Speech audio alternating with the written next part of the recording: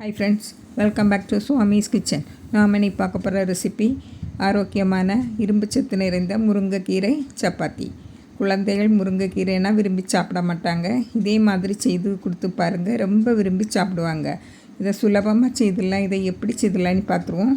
முருங்கையில் நல்ல இலசாட்டம் நல்ல புதுசாட்டம் இருக்கணும். அப்படின்னா தான் ரொம்ப நல்ல சுவையாக இருக்கும் இந்த சப்பாத்தி. இப்போ இதை நல்லா உருவி எடுத்து பெருசாக இருந்தால் பொடியாக கட் பண்ணி வச்சுக்கிடுங்க. கட் பண்ணதுக்கு நல்லா சுத்தப்படுத்திக்கிடுங்க, கழுவி எடுத்து. இப்போ நல்லா இருக்கட்டும். இப்போ இதை ஒரு வதக்கல் விட்டுறணும். அதாவது 1 டீஸ்பூன் எண்ணெய் விட்டு நல்லா வதக்கி எடுத்துருங்க. முருங்கையில் நல்லா வெந்து இருந்தால் தான் ஜீரண சக்திக்கு ரொம்ப நல்லது. இல்லைன்னா கொஞ்சம் பிரச்சனை வரும் வயிற்றுக்கு, ஜீரணமாகாது ஒழுங்காக. அதனால நம்ம இதை நல்லா வதக்கி வேக வச்சு தான் நம்ம சப்பாத்தியில் போடணும். அப்படியே போட்டிங்களன்னா சில பேருக்கு ஜீரணமாகாது. பாருங்கள், இப்போ இதில் 2 பிஞ்ச் உப்பு, அதாவது இந்த முருங்கைலைக்கு மட்டும் உப்பு போட்டுவிடுங்க.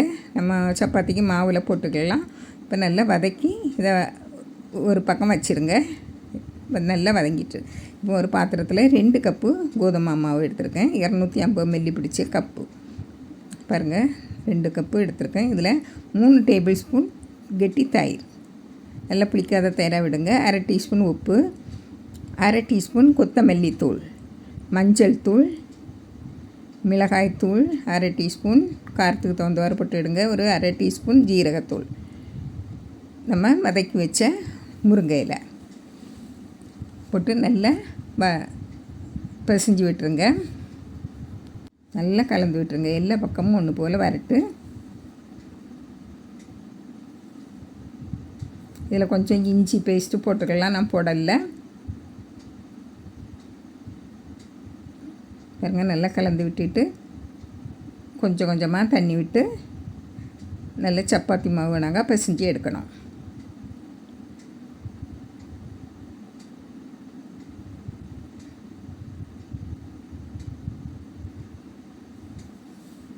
பாருங்கள், நல்லா சப்பாத்தி மாவு நாங்கள் பிசைஞ்சு எடுத்துடணும். பாருங்கள், நாங்கள் பிசைஞ்சு காட்டுவேன். இப்படி வரும். உங்களுக்கு எண்ணெய் பதிலாக நெய் எடுத்துக்கலாம். ரொம்ப நல்லாயிருக்கும், நல்ல வாசனையாக இருக்கும் சப்பாத்தி. பாருங்கள், இப்படி நல்லா சாஃப்டாக இருக்கணும். நல்லா சாஃப்டாக பிசைஞ்சு வச்சுடுங்க. கொஞ்சம் இலக்கமாக இருக்கணும். நம்ம பூரிக்கு பிசையதோடு கொஞ்சம் இலக்கமாக இருக்கணும். இப்போ இதை மூடி வச்சுருவோம்.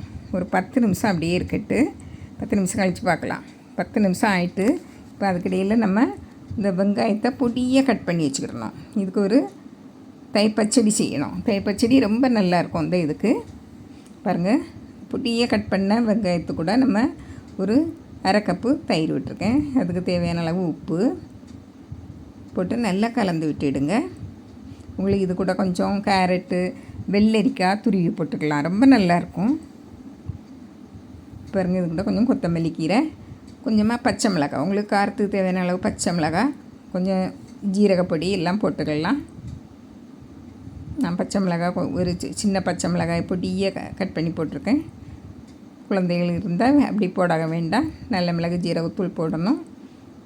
பாருங்கள், இப்போ இது இருக்கட்டு. நம்ம சப்பாத்தியை போட்டுடலாம்.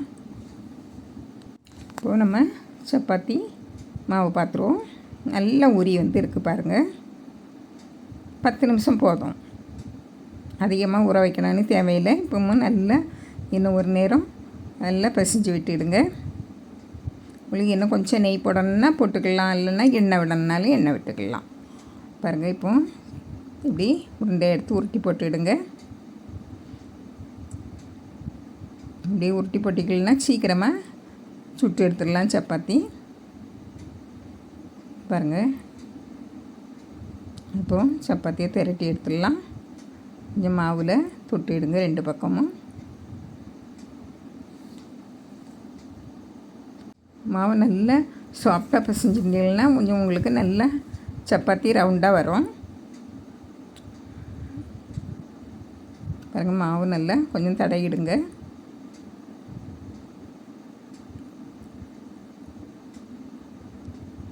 நல்லா பிசைஞ்சிருந்தீங்களன்னா உங்களுக்கு சப்பாத்தி அழகாக போடுறதுக்கு வரும். கரையில் வெடிப்பு எதுவும் இல்லாமல் வரும், நல்லா பிசைஞ்சிருந்தீங்களன்னா.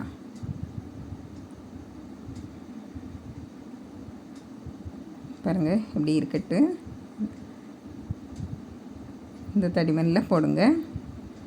இப்போ இது ஒரு பிளேட்டில் எடுத்து வச்சுருவோம். பாருங்கள், நான் இப்போ அடுத்ததையும் போட்டு காட்டுறேன்.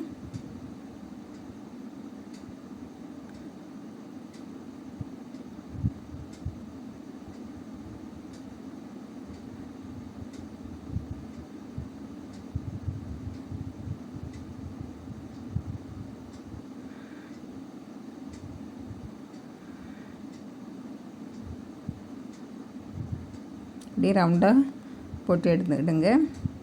நீங்கள் உங்களுக்கு என்ன ஷேப் வேணாலும் போட்டுக்கலாம். சதுரமாக போட்டுக்கலாம், முக்கோண வடிவில் போட்டுக்கலாம். பாருங்கள், அந்த மாவெல்லாம் தட்டி விட்டுருங்க. பாருங்கள், இப்படியே நம்ம எல்லாம் செய்து வச்சுக்கிட்டு சுடலாம். நான் முன்னெண்ணா செய்து வச்சுட்டு சுட போகிறேன். பாருங்கள், தோசைக்கல் நல்லா காய்ச்சிருக்கணும். முதல்ல கொஞ்சம் எண்ணெய் தடவிட்டு நல்லா தொடச்சி எடுத்துக்கிட்டு நல்லா காய்ச்சிருக்கணும். நல்லா சூடாக இருக்கணும்.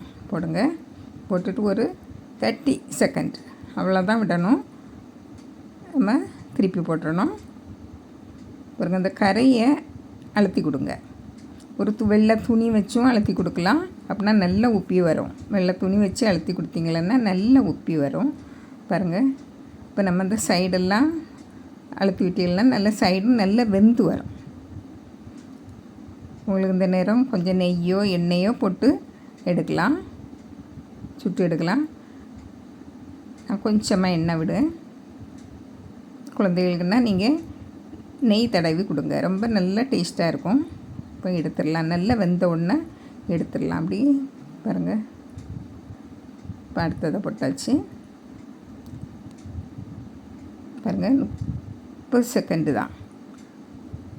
அதை திருப்பி போட்டுடணும். பாருங்கள், அடுத்தெல்லாம் திருப்பி போட்டுட்டு நம்ம நல்லா சைட்லலாம் அழுத்தி கொடுங்க. நல்லா பொங்கி வரும். அதாவது நீங்கள் துணி வச்சு அழுத்துனீங்கன்னா இன்னும் செம்மையாக வரும். பாருங்கள், நல்லா சைடெலாம் கொஞ்சம் நல்லா வேகணும்.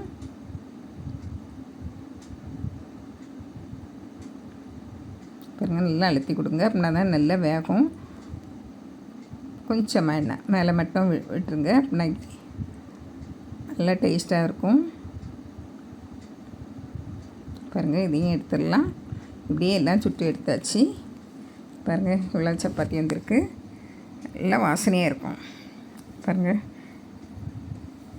இது கூட தயிர் பச்சடி வச்சு சாப்பிட்டா ரொம்ப அருமையாக இருக்கும். இப்போ உங்களுக்கு எப்படி உருளைக்கிழங்கு கேரட் வச்சு குருமா எந்த இதுவும் வச்சு சாப்பிட்லாம். ஆனால் தயிர் பச்சடிக்கு ரொம்ப அருமையாக இருக்கும். நம்ம இதில் மசாலாக்கள் எல்லாமே சேர்த்துருக்கனால ரொம்ப டேஸ்ட்டாக இருக்கும். பாருங்கள், சப்பாத்தி எப்படி இருக்குன்னு பாருங்கள். நல்லா சாஃப்டாக இருக்கும், நல்லா வாசனையாக இருக்கும். அந்த முருங்கலை கூட நம்ம மசாலாக்கள் எல்லாம் போட்டிருக்கோம் இல்லையா, அதனால. இதில் உங்களுக்கு கரம் மசாலா போடணுன்னா கரம் மசாலா போட்டுக்கிடுங்க. நான் முதல்ல சொல்ல மறந்துட்டேன். கரம் மசாலா பிடிச்சவங்களுக்கு நீங்கள் அதை போட்டுக்கிடுங்க. நல்லா சாஃப்டாக நல்லா டேஸ்டியாக இருக்கும். பாருங்கள், இதே போல் நீங்களும் செய்து பாருங்கள். பிடிச்சிருந்தால் லைக் பண்ணுங்கள், ஷேர் பண்ணுங்கள், கமெண்ட்ஸ் பண்ணுங்கள். மறக்காமல் சப்ஸ்கிரைப் பண்ணுங்கள். தேங்க்யூ.